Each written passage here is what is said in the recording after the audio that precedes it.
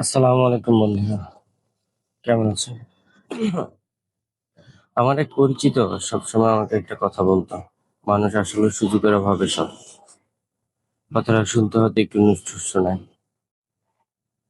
হয়তো আমাদের অনেকেরই এই কথাটাতে আপত্তি আছে, কিন্তু একটু গভীরভাবে যদি চিন্তা করি কিংবা বর্তমান সমাজ ব্যবস্থার দিকে তাকালে বুঝতে পারবেন এই কথার পিছনে কতটা রূঢ় বাস্তবতা লুকিয়ে আছে।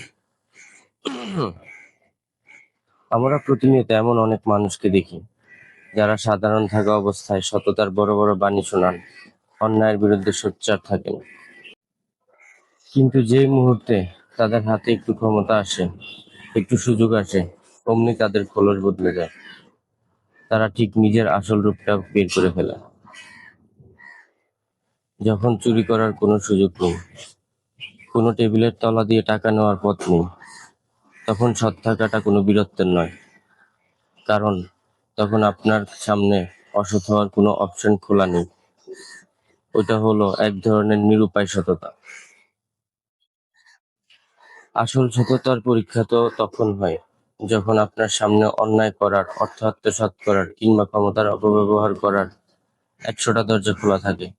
যখন আপনি জানেন এই একটা স্বাক্ষর করলে আপনার পকেটে কোটি টাকা আসবে এবং কেউ ধরতে পারবে না, অথবা একটু চুপ থাকলেই আপনি ক্ষমতার শিখরে পৌঁছাতে পারবেন। অন্যায় দেখে প্রতিবাদ না করে মুখ ঘুরিয়ে নিলেই আপনি ক্ষমতাবানদের প্রিয় পাত্র হবেন। সেই চরম সুযোগের মুহূর্তে যে মানুষটা নিজের নীতিতে অটল থাকে, লোককে বুড়ো আঙ্গুল দেখিয়ে পিছনে ফিরে তাকায়, সেই হলো প্রকৃত সৎ মানুষ। দুর্ভাগ্যের বিষয় হলো আজকের দিনে আমাদের চারপাশে এমন পরীক্ষিত সৎ মানুষের বড্ড অভাব।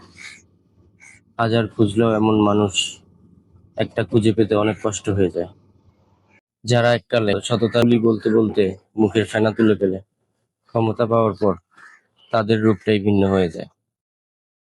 আমেরিকান প্রেসিডেন্ট আব্রাহাম লিঙ্কন একটা অসাধারণ কথা বলেছিলেন। তিনি বলেছিলেন, যদি কোনো মানুষের চরিত্র পরীক্ষা করতে চাও, তাকে ক্ষমতা দাও। ক্ষমতায় তাকে বসানোর পরেই তার আসল চরিত্র বেরিয়ে আসবে।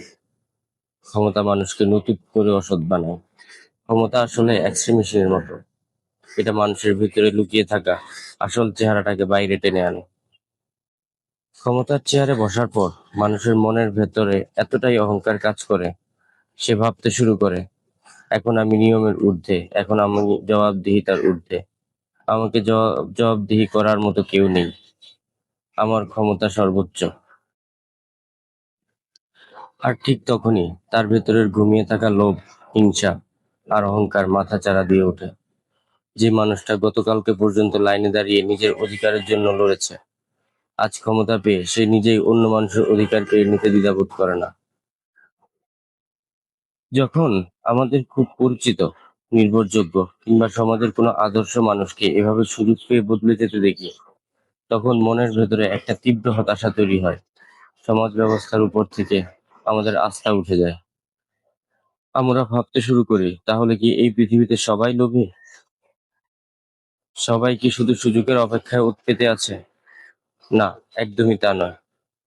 এই হতাশার মধ্যেও কিছু ব্যতিক্রম মানুষ কিন্তু ঠিকই আছে।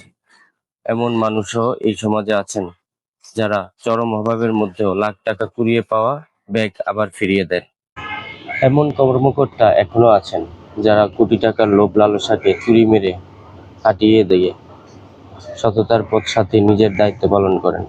তারা হয়তো প্রচারের আলোয় আসে না, তারা হয়তো নীরবে কাজ করে যান, কিন্তু তাদের কারণে সমাজটা এখনো টিকে আছে। দিন শেষে একটি কথা না বললেই নয়, সুযোগ বা ক্ষমতা হলো একটি আয়না। এই আয়না একদিন না একদিন সবার আসল চেহারা ভেসে ওঠে। তাই আমাদের নিজেদেরও প্রতিনিয়ত আত্মশুদ্ধি করা প্রয়োজন। আমাদের নিজেদের জিজ্ঞেস করা উচিত, আজ আমি এই সততার বড় বড় কথা বলছি, কাল বড় কোনো সুযোগ বা ক্ষমতার সামনে দাঁড়ালে আমি নিজে ঠিক থাকতে পারবো তো? আসুন সুযোগের অভাবে সৎ না হয়ে সুযোগ থাকার পরও সৎ হওয়ার মানসিকতা তৈরি করি। তাহলেই আসলে সুন্দর একটা সমাজ গড়ে তোলা সম্ভব। আপনার চোখের দেখায় এমন কোনো সৎ ব্যক্তি থাকলে তাকে ট্যাগ করতে ভুলবেন না, যে সুযোগ পেয়েও তার সততা বজায় রেখেছে। ধন্যবাদ।